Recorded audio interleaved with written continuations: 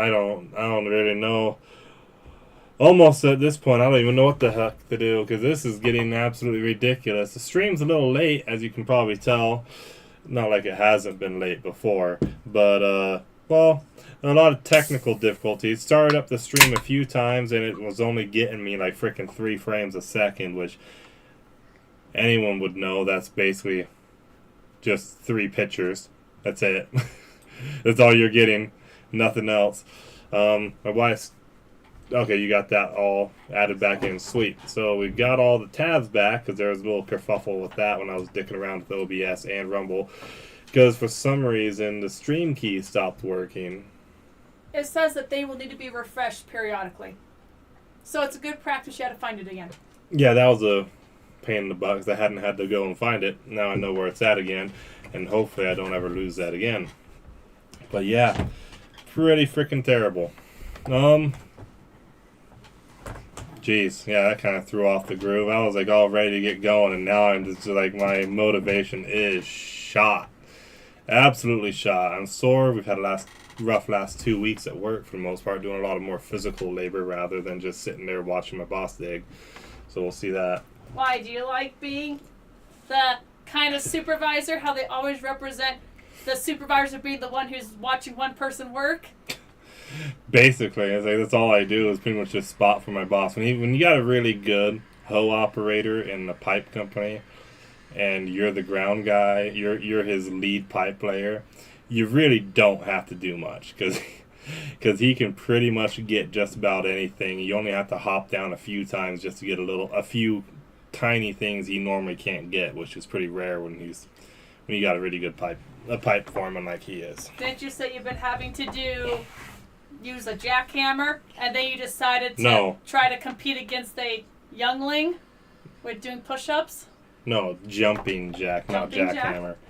A jumping jack, no, and then I just did a bunch of push-ups, and I'm pretty damn sore from that, on top of already doing a lot more physical labor I'm not used to, helping out the concrete guys or prepping for concrete guys.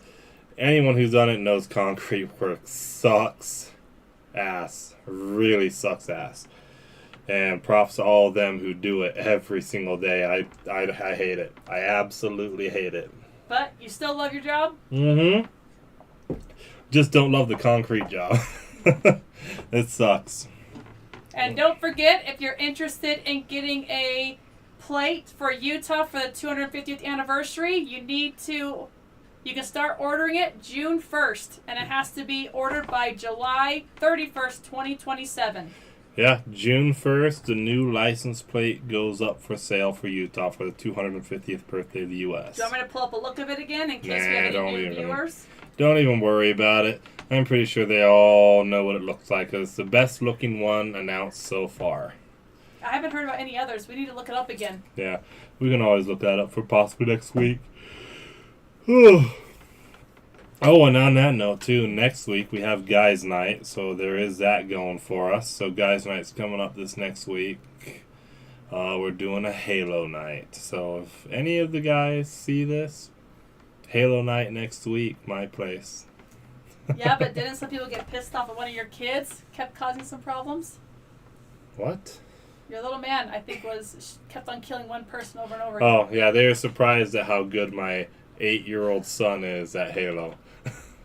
I'm raising him right. Let's just say that. Are you sure? Mm-hmm. Oh, yeah. Absolutely, yeah. When he targeted one person, they did not like it because they weren't expecting him to be as good as he is for just being 8 years old.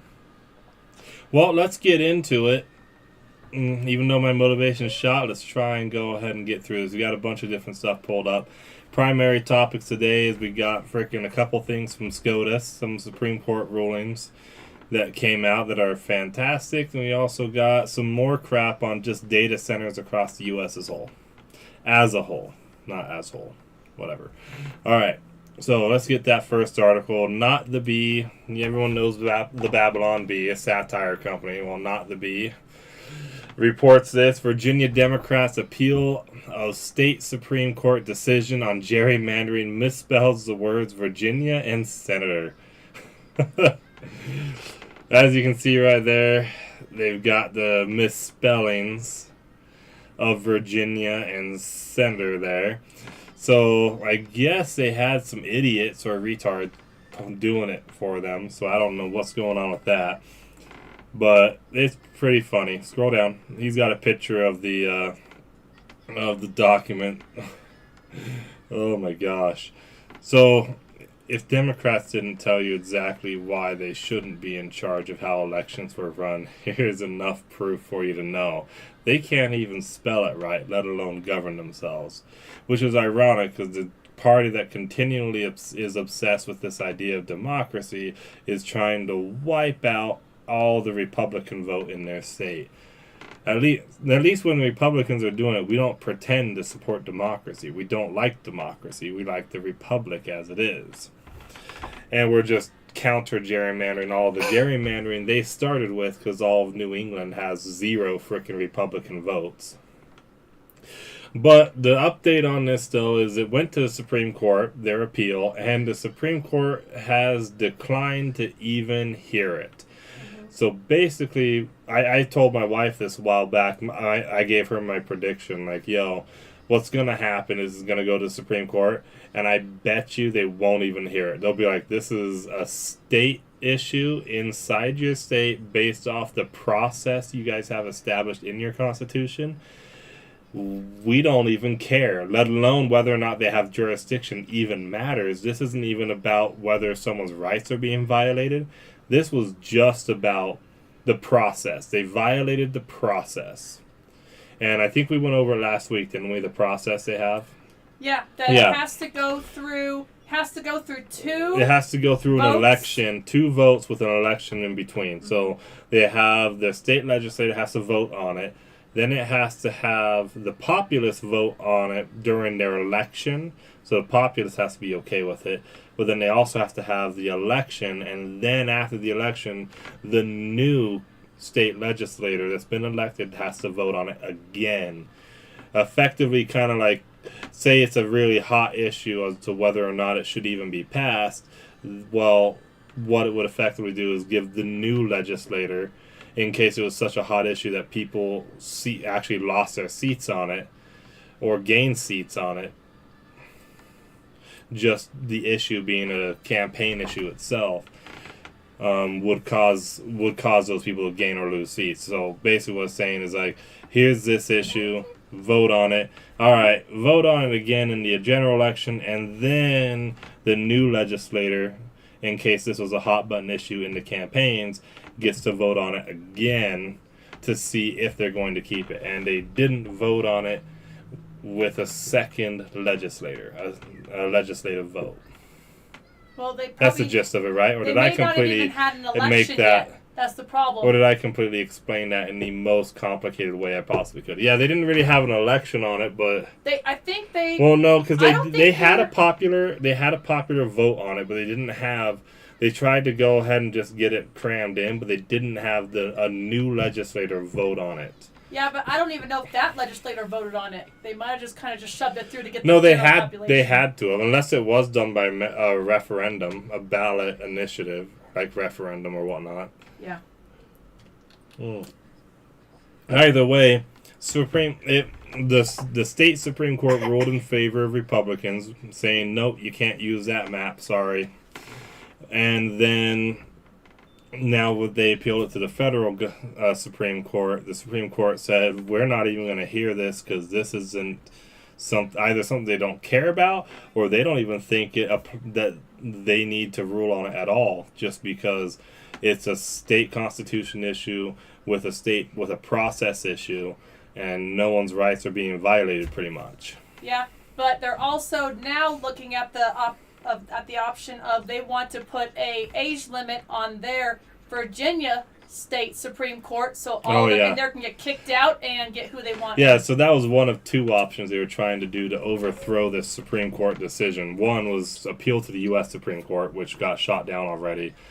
But then they wanted to do an age restriction on their own Supreme Court, which would basically wipe out everyone on their Supreme Court, force them all to retire, so they could completely replace their Supreme Court.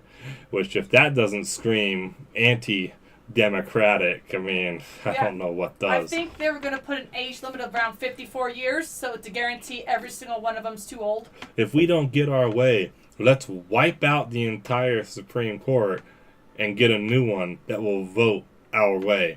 So democratic. Gotta love the Democrats and their irony. Alright, let's hit up that next tab. Another not to be article. Supreme Court unanimously rules trucking companies can be sued for hiring unsafe drivers. An extinction event for 30 to 50% of all freight brokers. So hit that next tab. Yep. So we can scroll down through here, but in general, what effectively it means is you got there's multiple levels to these various companies. Some of these companies just like contract people or contract other companies. Effectively, like your brother-in-law runs his own trucking company, right? Yeah, but he's also been being like, I think you'd consider the broker or the logistics, where he arranges jobs for other truckers. But he's done trucking for over 20 years. It's actually kind of funny because this sounds a lot like some of the welders we had on this last job we did, where he's an independent welder, but then he gets a contract with us to do welding on pipe, but then he turns around and hires like 2 other independent welders under him. And so it's just, there's a lot of mix and match where it's like, some of these companies are the trucking companies themselves, but other times they act as brokers, hiring other independent truckers or other trucking companies to help fulfill freight contracts to deliver and pick up various freight across the country. Mm-hmm. So this basically, the Supreme Court decision, basically they tried to use an FAA regulation, Federal Airlines Administration regulation, that exempts some companies from safety requirements, or not say it wasn't safety requirements, from some regulations, because they're going to basically go with the state regulations. It was kind of convoluted, but the court ruled in favor, saying the FAA exemption for transport companies, basically, and motor vehicle companies, that would require them to adhere to state safety regulations applies. And so that way these companies now can be sued if they're contracting or if they themselves are hiring drivers who are unsafe, which basically would mean a lot of these illegal immigrants in various states that are just being given driver's licenses. Mm-hmm. These companies can now be sued for doing that. And the Babylon Bee article said 30 to 50% of these companies could be liable to lawsuits. Yeah.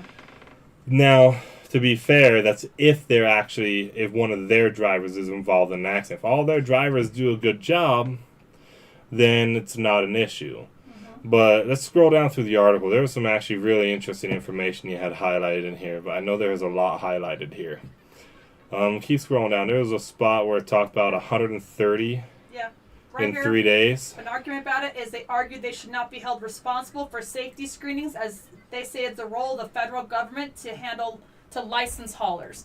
That was what they were trying to say, why this should not go through. Well, it's not. But the thing is, the federal government doesn't really license the haulers. Like, it's a federal license, mm-hmm. but in general, though, it's being overseen by the states. Yeah, but they're trying to push it. It's the state's fault that you gave a license to these people, but then now it's saying, but no, it's also your responsibility to make sure you vet who you are hiring. Yeah.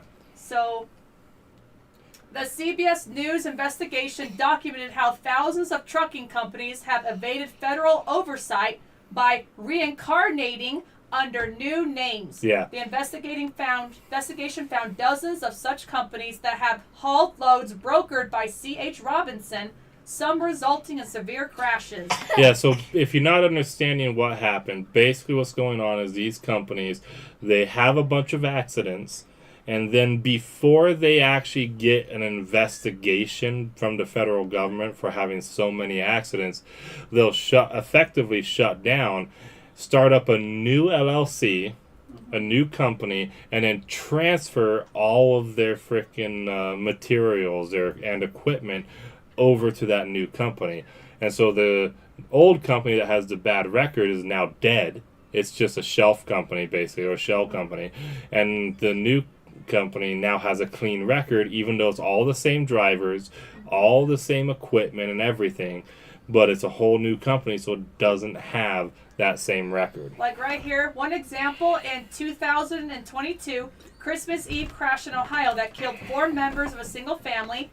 The truck was operated by BLF Truck Transportation, a company that had been previously operated under 3 other names, each of which had been flagged by regulators for safety concerns. So this is the 4th name he's had for this basic 4th same name company. for effectively the same company. It's got the same address, the same equipment, the same drivers, everything. He just transfers it to a new company.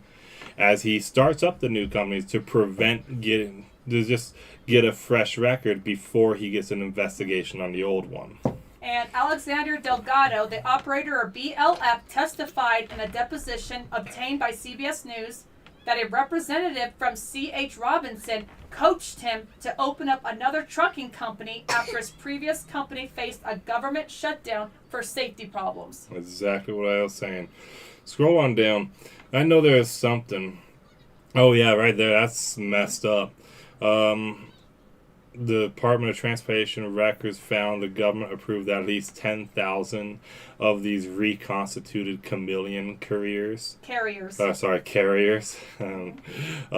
2021. It's like, that's screwed up. So that's a good name for since chameleon. 2021. They just keep changing the name. Yeah, pretty much. It's the same company. Pretty much. Scroll on down. I remember there was something about setting up checkpoints. Scroll down. I get that one out of the way so we can keep going down and looking and reading. At least 141 people have died. 1,800 people have been injured in crashes involving these operators. Mm-hmm. Scroll down. Keep going. I know it was somewhere in here. It may have been in the other article. It might have been. Go back to the Babylon Bee. Maybe it was in there. It might have been in that one, but I don't remember it really being in here, because I remember it being highlighted. Oh, well, that's highlights. All right. Maybe I was wrong. Keep scrolling down. Right here. It's jumped up. Tens of thousands, potentially hundreds of thousands of truck drivers are on roads who should not or are not like right licensed. there. Scroll down. You can see New York and California, the two largest blue states in America, regularly hand out CDLs with no name given, quote unquote, to illegal aliens. The problem is so bad that ICE can set up a checkpoint at a random stop in Oklahoma and pull 130 illegals off the road in 3 days. Well, so yeah, it was on this article, but yeah, that's absolutely flipping absurd. It should not be happening. You should not be able to just go and set up a random checkpoint in a state and in 3 days pull 130 illegals off the road who are driving as a CDL. Mm-hmm. And despite repeated promises of government crackdown on chameleon carriers, federal regulations continue to miss blatant red flags in their own data. The CBS News investigation identified over 30,000 carriers using fake or undeliverable registration addresses such as No More Gone, Georgia, while the number of trucking firms surged by 31% since 2015. So this is really like an additional update on previous stories we talked about with this whole truck driving issue. All the various fake companies, and then there's companies that are giving out CDLs by actually just helping them pass when they shouldn't be helping them pass. It's freaking messed up. And right here, Kyle, Justice Amy Coney Barrett wrote that the federal transportation law exemptions that the broker said protected it from liability in state courts included an exemption for cases involving motor vehicle safety. So they were using that exemption, but I guess they didn't pay attention to it exempted motor vehicles. No, they were using another part of the law. Mm-hmm. And then Amy Coney Barrett pointed out in the decision that there is an exemption for the motor vehicle safety, and that's probably where they have to abide by state regulations and whatnot. Mm-hmm. So we can go ahead and get moving on to the next article. Okay. We've covered this pretty thoroughly. So there you go, at least with that. So let's get on to the next issue, AI data centers. This has been a hot button issue lately, especially here in Utah, because we got that scumbag Kevin O'Leary, a.k.a. Mr. Wonderful.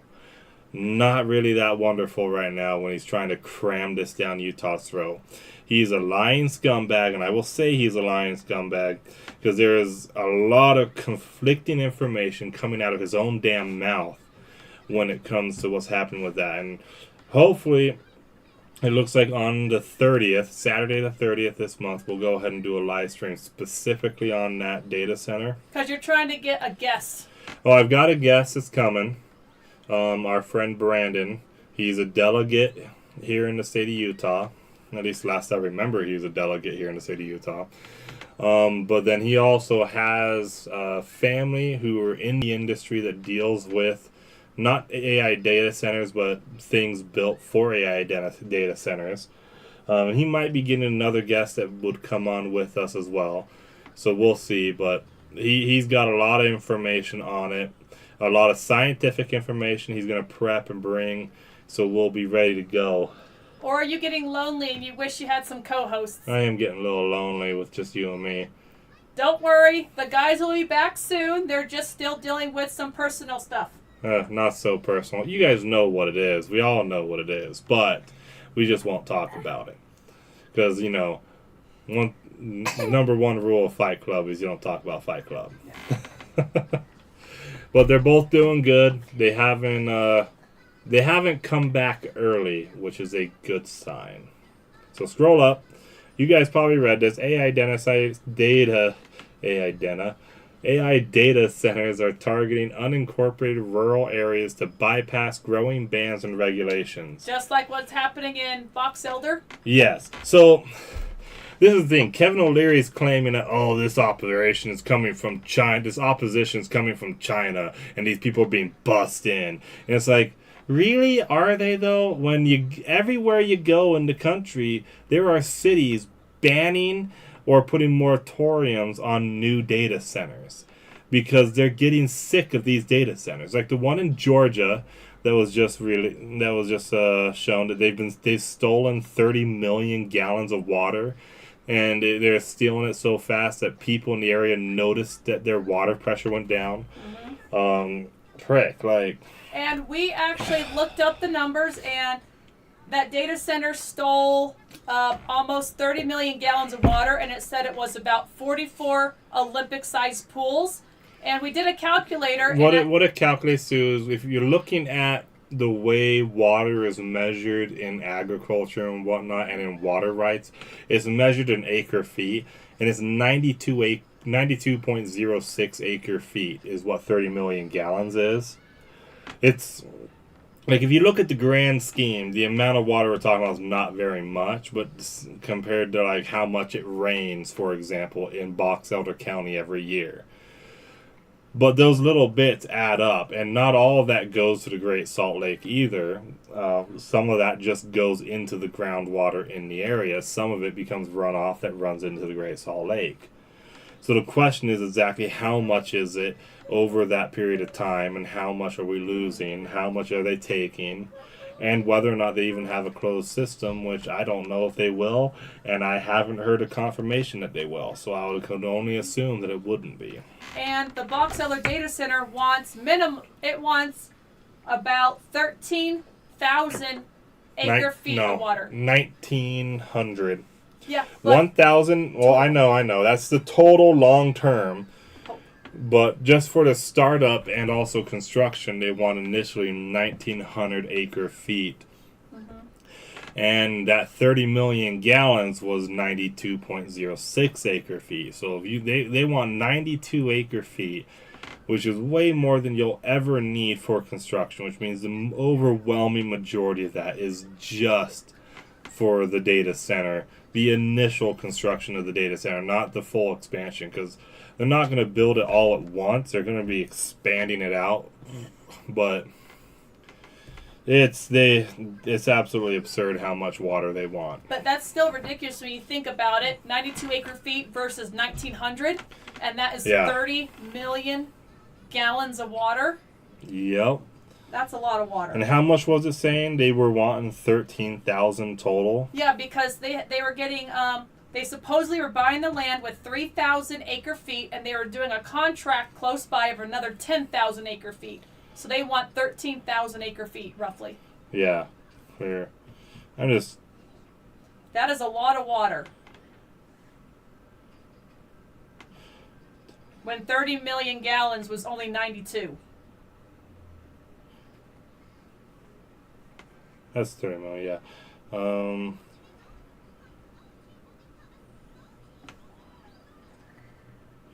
30. So each acre foot's roughly 300. 325,874 gallons. Yep.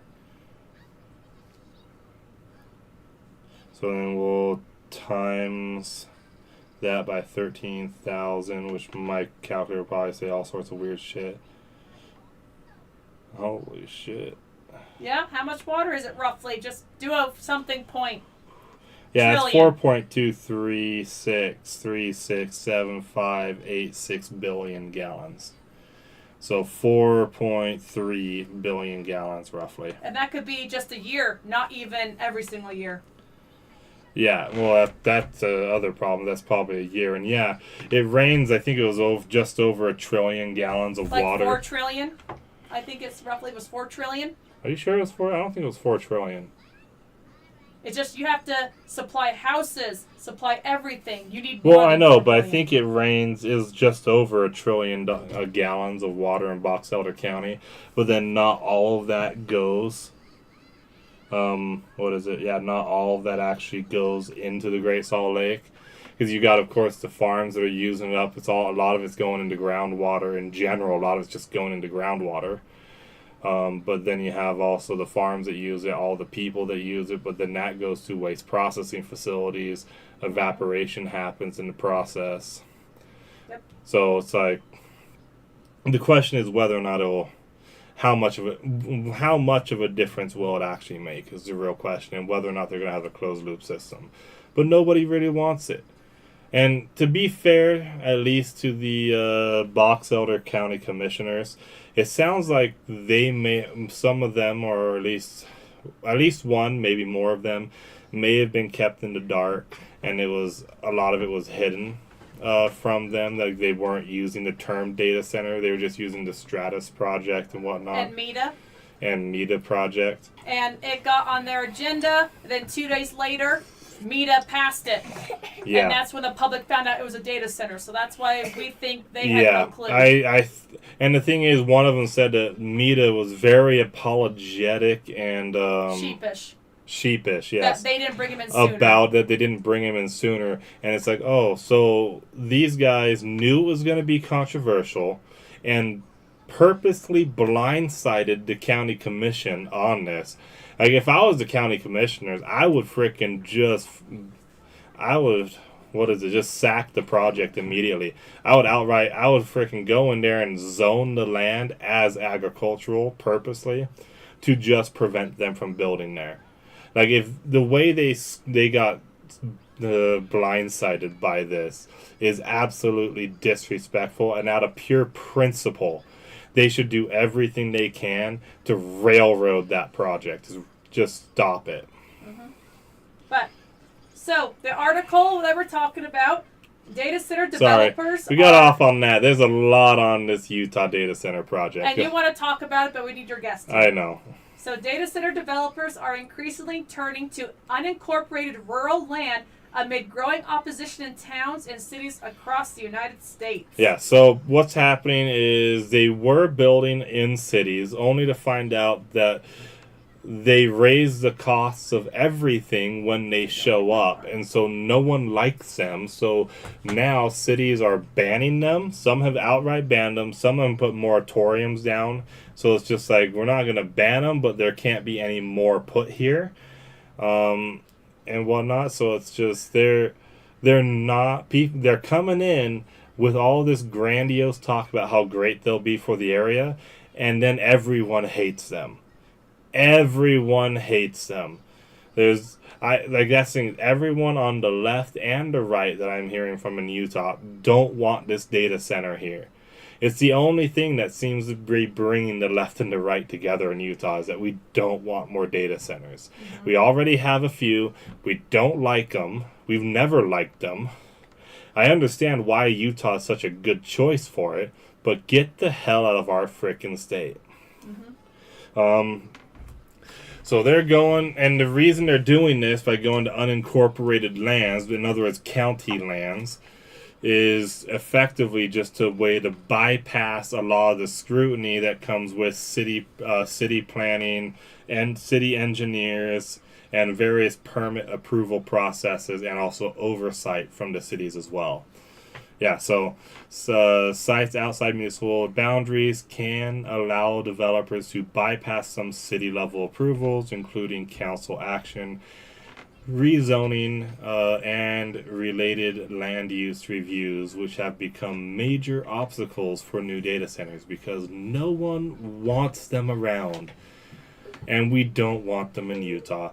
We have heavily enjoyed not being a target in Utah, and we would like to keep it that way. And the more critical infrastructure kind of crap you put here, the more valuable of a target we are to hit, and we'll just be a target. And we don't want that. We don't want your filth here, especially that freaking Canadian, aka Mr. Wonderful. We don't want your Canadian filth here. You guys had a chance, as the guys from what's the podcast again? Oh, All Those in Favor. The channel All Those in Favor on YouTube, as they had said, you Canadians had a chance to broker a deal with us Mormons a long time ago. And that's when we were right on the edge of possibly selling you the rights to the Book of Mormon. And we didn't. And you guys blew it, and we're gone. And there's no more negotiating with frozen terrorists of the North. We don't like our snow terrorists. We don't like our sand terrorists. Just stay out of our country. Oh my gosh, I am getting this box elder one's always just kind of filling up my freaking head lately because there's so much going on and it's like I can't, I'm unable to avoid it. But here's part of this. According to building in county-governed rural areas can remove a layer of regulation, even though projects still need approval from county commissioners, planning boards, and water authorities. But it does remove a layer of that. Scroll back up just a hair. There we go. One approved project is a 9 gigawatt data center in unincorporated Box Elder County.